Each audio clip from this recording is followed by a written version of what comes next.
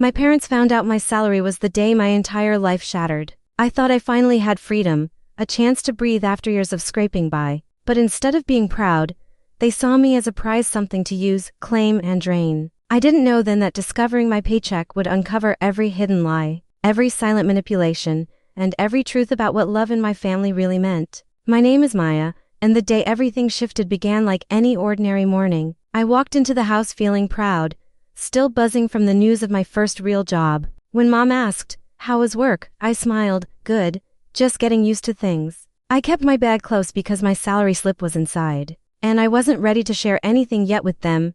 That day at all. Mom followed me into the kitchen, humming in a way that felt a little too warm. "You look happy," she said. I shrugged. "Trying." She laughed softly. "You should tell us more about your job someday." I nodded but avoided her eyes. I'd spent years learning the pattern. The nicer she sounded, the more she wanted something. Still, I tried to believe today wasn't one of those days for me. Dad came home early, which almost never happened. "Maya, we should talk later," he said, placing his briefcase down. His voice was calm, but something in it tightened my stomach. "Sure," I answered. I went to my room, hoping for peace. But when I reached for my bag, it wasn't where I left it. Mom's voice floated in from the living room, too cheerful. "Ravi, look at this." "For sure." My heart dropped. I stepped into the hallway. "Mom, did you go through my bag?" She smiled too quickly. "It was open. I was just tidying." Dad held the salary slip like it was a winning lottery ticket. "You make this much?" I felt heat rise to my face.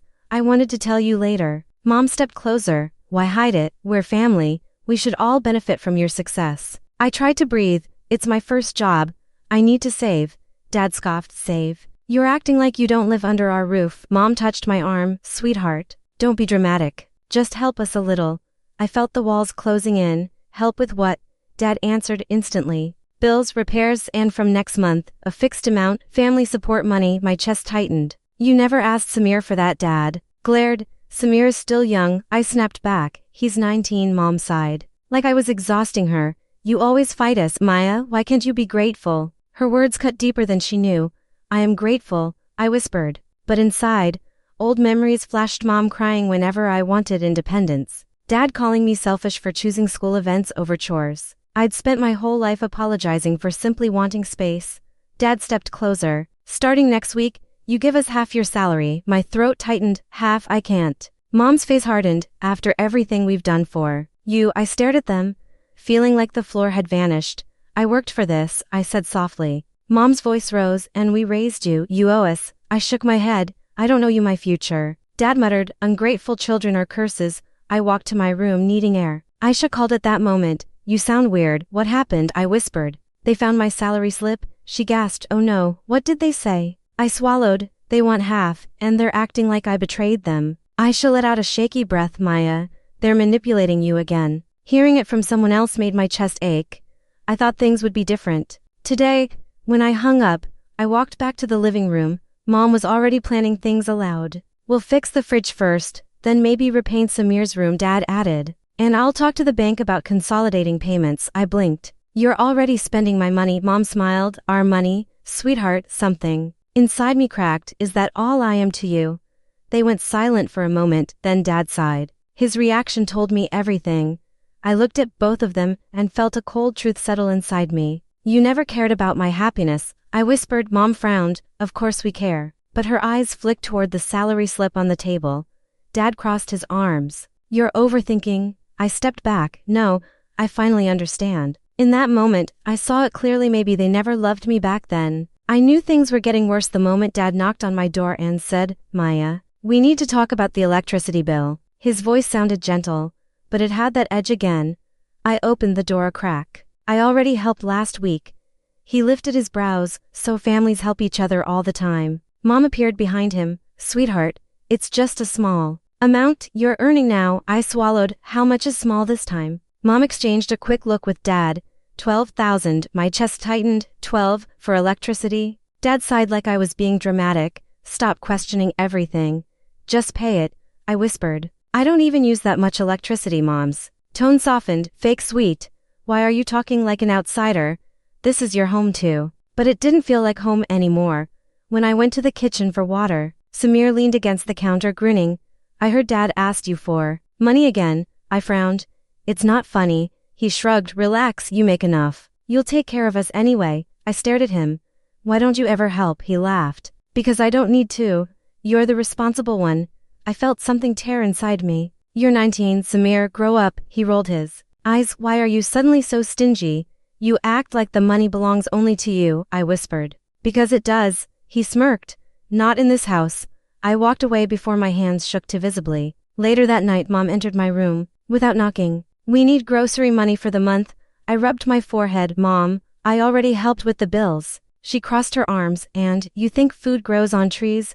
I just started this job. I need to save. She scoffed. Save for what? Marriage, a fancy apartment. Stop dreaming so big. That one stung. It's not dreaming. It's planning. Mom's voice rose. You're forgetting everything we sacrificed.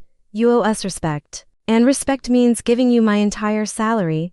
It means understanding your responsibilities. I wanted to scream, but no sound came out. The next day at work, Arjun noticed my pale face. Rough morning, he asked gently. I forced a smile. Something like that. You can talk to me if you want, he said. You look like you haven't slept in days. I looked down at my teacup. My parents keep asking for money. Every day it's something new. He frowned. Do you want to help them? I do, I whispered. But it feels like I'm suffocating. He nodded slowly. There's helping, and then there's being used. The word used wrapped around my ribs like a cold hand. Maybe I'm overthinking. You're not, he said quietly. You just don't want to admit it. His words clung to me the whole bus ride home. When I entered the house, Dad was waiting in the living room. Finally, he said, sit down. I hesitated. Why? Mom joined him, her face strangely serious. We made a decision. I felt my stomach sink. About what? Dad cleared his throat. We took a loan. I froze. Okay, but why are you telling me? He looked me straight in the eye. Because it's under your name. The room spun. My name. You used my name, Mom said quickly. It's nothing big. Just a small loan. How much? Dad waved a hand. 80,000. My breath caught. 80 without telling me. Dad's voice turned sharp. Lower your tone. We are your parents. I stood up. You forged my signature. Mom glared. We didn't forge anything. We just used information we already had. That's the same thing. Dad raised his voice. Stop shouting. We did this for the family, for all of us, for all of us. I repeated, or for your debts. He looked away. My voice trembled. How could you do this to me? Mom snapped. You're being ungrateful again. We raised you, fed you, paid for school. And now you act like a stranger. I felt my chest burning. I'm not a stranger. I'm just tired of being your wallet. Dad slammed his hand on the table. Watch your mouth. Why? I said, shaking. Because it's true. Samir walked in, holding a bag of chips. What's going on? Mom answered, your sister is being selfish. I laughed bitterly. Selfish? I've given you everything. Dad pointed at me. You will pay the monthly installments. That's final. I stared at them, my parents, my own family, and realized I didn't recognize them anymore. I whispered, you don't see me as your daughter. Just as money. Mom stepped forward. Don't say that, but her eyes didn't deny it. Dad said quietly, this is how families survive. I shook my head. No, this is how you break your children. No one spoke. In that silence, something inside me collapsed and something else hardened. I walked to my room, closed the door, and let myself feel the weight of everything. Their voices still echoed through the walls. But all I could hear was Aryan's quiet truth repeating in my head. There's helping, and then there's being used. And I finally knew which one I was. The night after the loan reveal pushed me past my breaking point, Dad called out, come here now. I walked into the living room, trembling. Dad snapped. Why are you telling everyone we used you? I stared at him. Because you did. You used my name for a loan. Mom stepped forward. Stop accusing us. You're making us look bad. I whispered, you made me feel worthless. Mom's eyes burned. Don't pretend you're some victim. We just needed help. I shook my head. You've been taking money from Aunt Roshni and Uncle Kabir, haven't you? Dad's jaw tightened. Who told you that? Aunt Roshni called, I said. She asked why I refused to help when you told them I'm hoarding my salary. Mom raised her voice. We had to say something. They wouldn't understand how selfish you've become. My chest tightened. Selfish? I've been paying everything.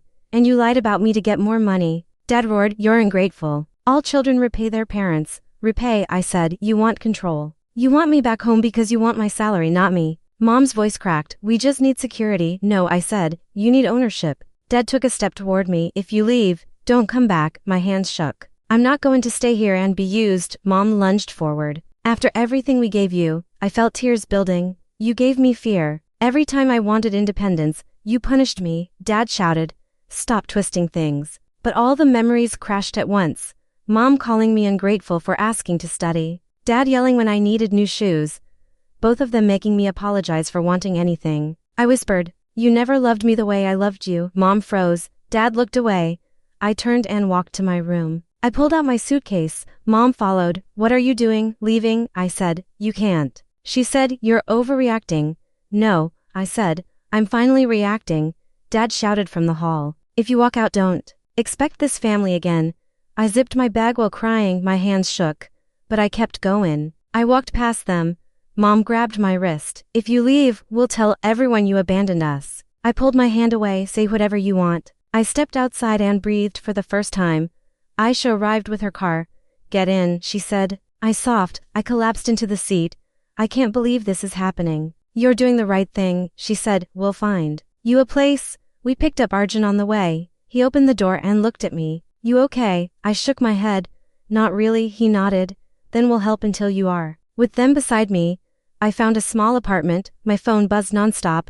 Calls, threats, curses, guilt. I turned it off. For the first time, I chose myself. I sat on the bare floor of the apartment, breathing shakily. Aisha sat beside me. "What do you need right now?" she asked. I whispered.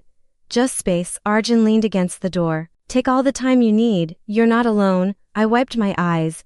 I feel guilty. Like I've betrayed them. Aisha shook her head. "You didn't betray anyone, you escaped." I breathed out, trembling. "What if they never forgive me?" Arjun said. "Forgiveness doesn't matter when they were hurting you." I closed my eyes. "I just wanted them to love me," Aisha whispered. "Love isn't supposed to break you." I let the silence settle, feeling something unfamiliar grow. I never thought months could change me so much. One morning at work, Arjun looked over and said, "You seem lighter." I smiled. "I'm trying to breathe again." He nodded. "It suits you." Aisha visited my apartment that evening with snacks. "Your face looks peaceful today," she said. "I'm learning peace," I replied slowly, but peace didn't stop the world outside. Aunt Roshni called first. "Maya, is it true you never refused to help your parents?" I sighed. "I never refused anything. They just kept wanting more," she muttered. "They told everyone you abandoned them for money. Now the relatives know the truth." The next call came from my cousin Imran. "Did you hear about Samir?" My stomach tightened. "What happened?"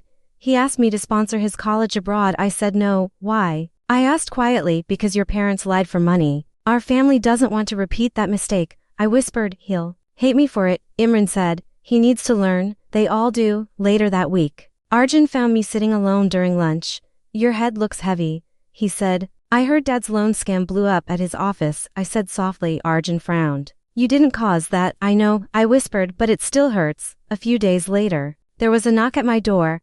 I opened it and froze. Mom stood there, eyes red and swollen. She whispered, "Maya, please come home." My heart ached. "Why are you here?" She stepped closer. "Everything is falling apart. Your father is in trouble. Samir is angry. We need you." I swallowed hard. "You don't need me. You need my salary." She grabbed my arm. "No, we need our daughter." I pulled away. "You needed me when I was convenient." The moment I said no, I became the enemy. Tears streamed down her face. "We made mistakes." "I know," I said softly, "but your mistakes broke me." She whispered, "Please." I shook my head. "I'm not going back." Mom left without another word. I closed the door gently, feeling my hands tremble, not from fear but from strength. Aisha called right after. "Are you okay?" I breathed out, "Yes." For the first time, yes. Standing by my window, I realized I didn't need revenge. I just needed distance. Karma handled the rest. And finally, I felt free.